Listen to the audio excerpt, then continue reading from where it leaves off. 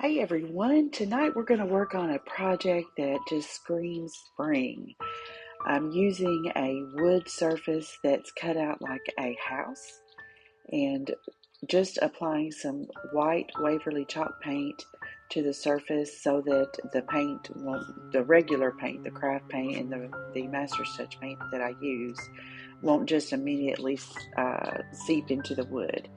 And then I start laying in some green, some uh, dark grass green and some olive green. Both are Master's Touch brands, and spritz it with water just to help blend the colors together. I'm going for a very soft, ethereal kind of background here. And I didn't cover the entire surface with the green because I want to add some purples and pinks in the background just to give it a pretty colorful background that will just be a good blend of sort of all the things that are going on in my imagination with the background. I sort of envision these being very blurred out versions of florals and leaves and just making a very beautiful backdrop.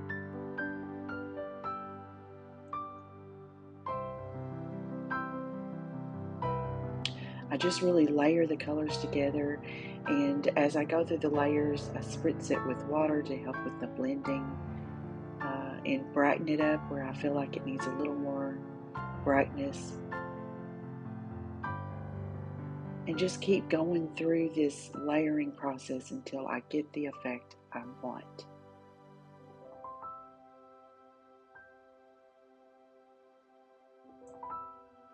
Next, I just kind of took a friction pen. It's by Pilot, and I get mine on Amazon, and sketched out just the general shape of the bird and sort of the direction of the branches that I want my bird to be sitting on, and begin to lay in the bold color, the pretty bright blue that you see in Bluebirds, just kind of laying in that crown of his head and the wings folded on his back and the tail, just to kind of give a foundation color for him and get that nice and dry before going on to the next color. So now we're beginning to lay in some of the next shade, which I'm using a terracotta and blending in white with it to get that softer tone as we lay that around his neck and his breast. Paying attention to shadows and highlights, thinking about where light is coming from and landing on our bird. Thinking about the shadow effect around the wings and the head as the head is kind of angled and the shadow that must cast.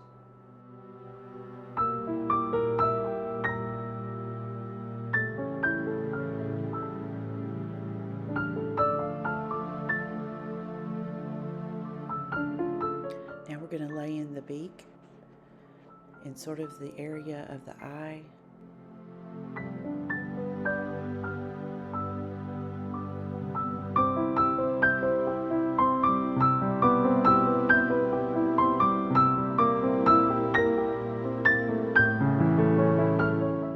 Now we're laying in the eye socket.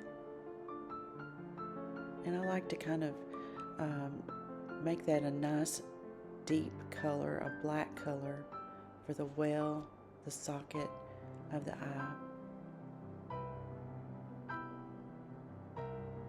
Also thinking about the depth of color that's on the underside of the beak, using that black.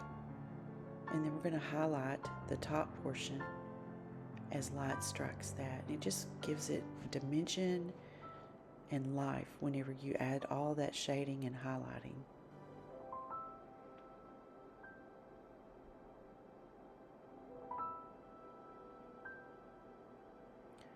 Just add a little bit of hint of light on that eye, keeping it very small.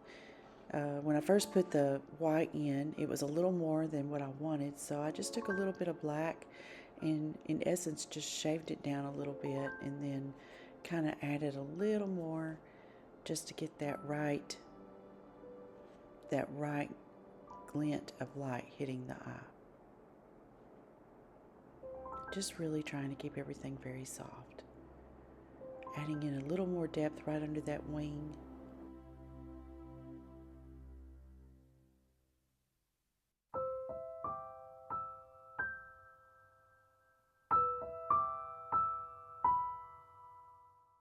Now we're going to pay attention to the highlight on his head, on his crown. Keep it in mind where the light is coming from.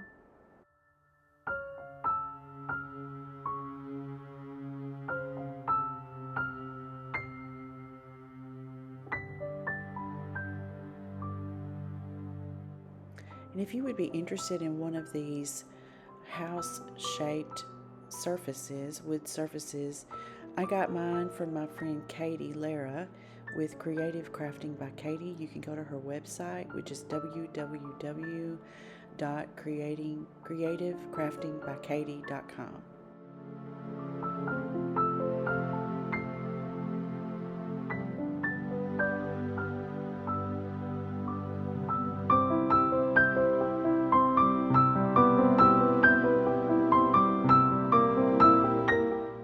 Just really kind of paying attention to the angle of those wings, fluffing that tail a little more, paying attention to the angle of the ends.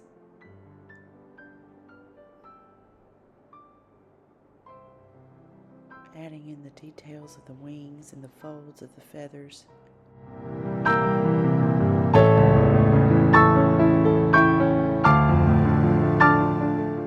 Creating that shadow where the wings overlap the tail.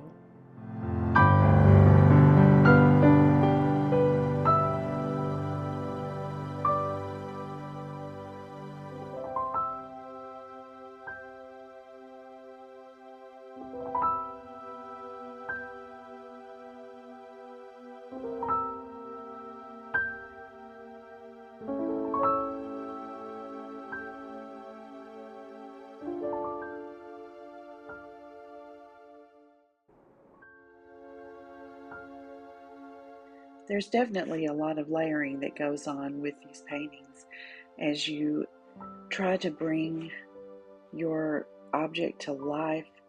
You have to really think about where the highs and lows are, where the depth is, where the shadows rest, and just really train your eye to slow down, and then getting all the shapes as close as you can to what you think the real life object would be.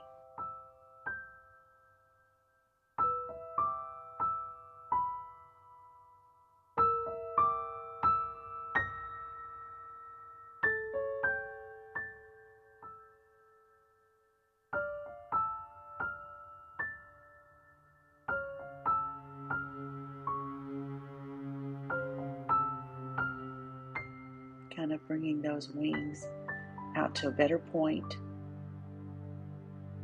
Now we're working on that shadow at the neck. As the bird's head is turned away from the light, kind of laying in some gray and then overlaying some of that terracotta color to kind of blend in and keep that depth, but have that all blend together. Enhancing the light on the other side of the neck.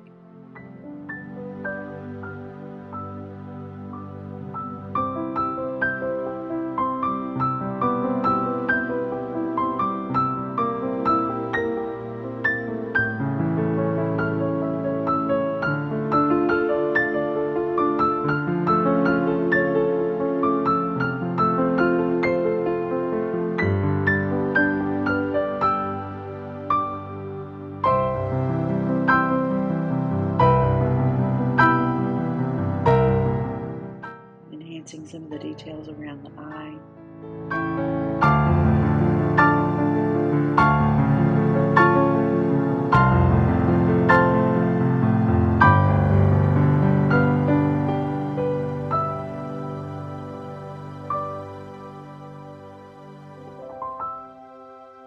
Adding a little more shadow toward the back of that head just to give that head some shape and not look like it's just blending straight into the body. enhancing some of the deeper colors of those wing feathers.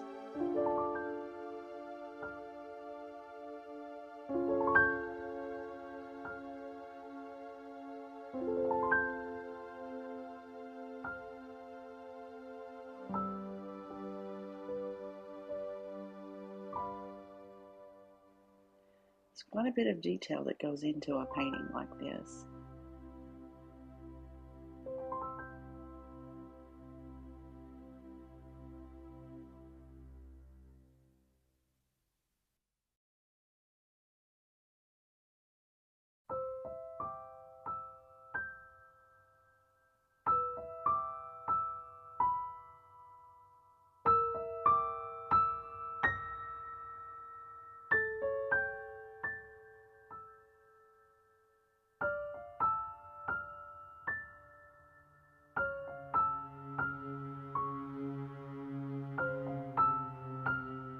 Now we're going to lay in some of the shadow underneath our bird, kind of where the legs are going to be coming out and resting on that branch beneath.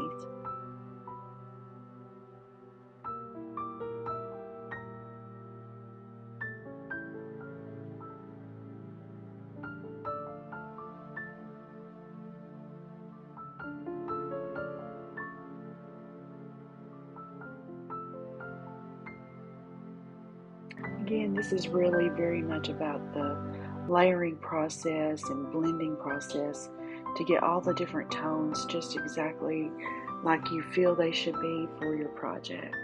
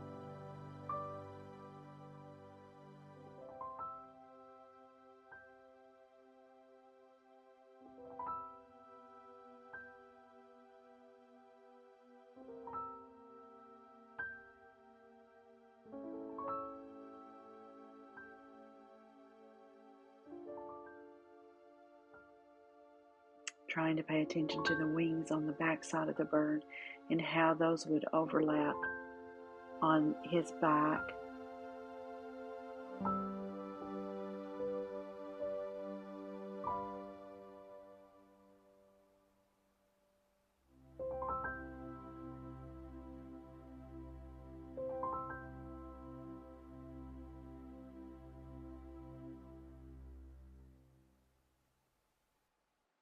Sometimes it's hard to get things just like you want them to be, and you finally just have to come to a space where you say, this is as good as I can get it. I'm going to step away from the project for a little bit and maybe revisit it. And I find myself having to do that, just moving from one area of my project to another as I just kind of get stuck, I guess, and just focus on another area, and then I'll come back and add a little more to the area that I just couldn't quite get it to where I wanted it to be. So I'm kind of lengthening those tail feathers a little bit. Also kind of giving a little more dimension as I lengthen, giving it a little more shape.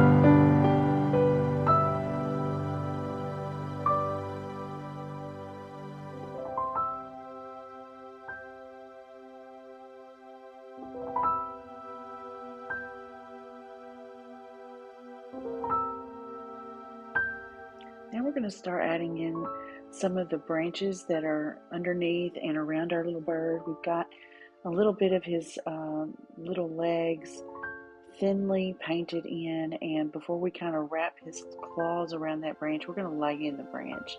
And I'm not going for black. I've laid in with gray, a dark gray, and if you notice, there are black elements to a branch, but the branches really are not just black. They're not just brown. There's a lot of colors involved in tree branches. And then just very loosely allowing my brush to meander toward the end so we have all those little twigs that give that free look of the branch, and just kind of playing into the Y's of the little twigs, and adding some highlight to the top side.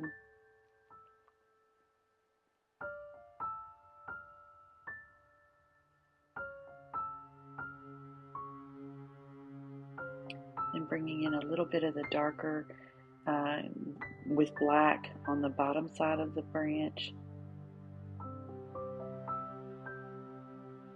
Now we're going to kind of just create his little claws that are wrapped around that branch.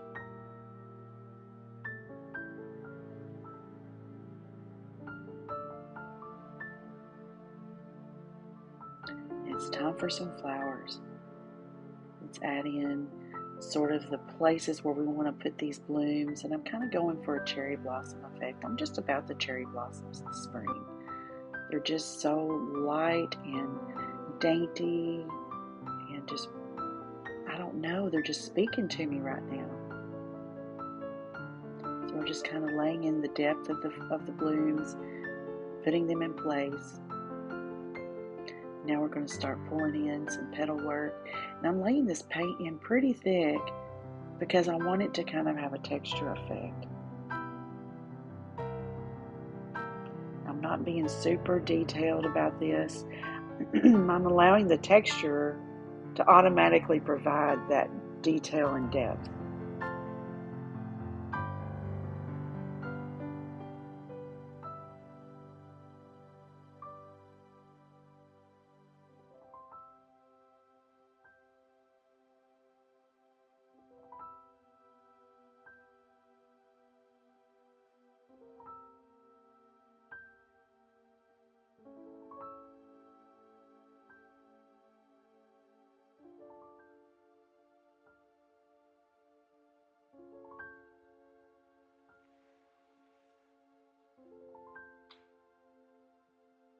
Trying to be sure to add other pink tones in the blooms so that we have that variation of highlight and depth. Again, letting that texture, that thicker area of the paint, provide additional depth.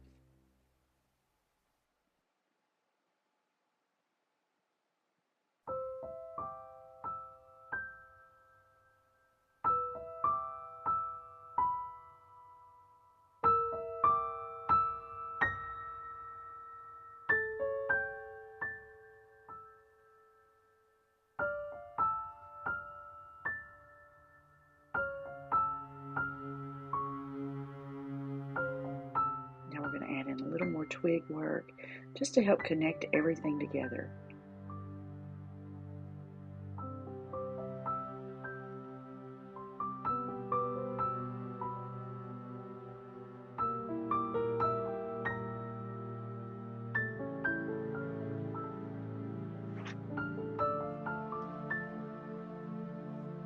I think all these tiny little twigs that you can lightly add throughout just really help bring this piece to life, and just help it to connect together. This has been such a sweet project. I hope it's given you some inspiration. Again, my name is Teresa with Jeremiah Dreams, and if you enjoyed this, give me a follow. Hit that subscribe button. Thank you all.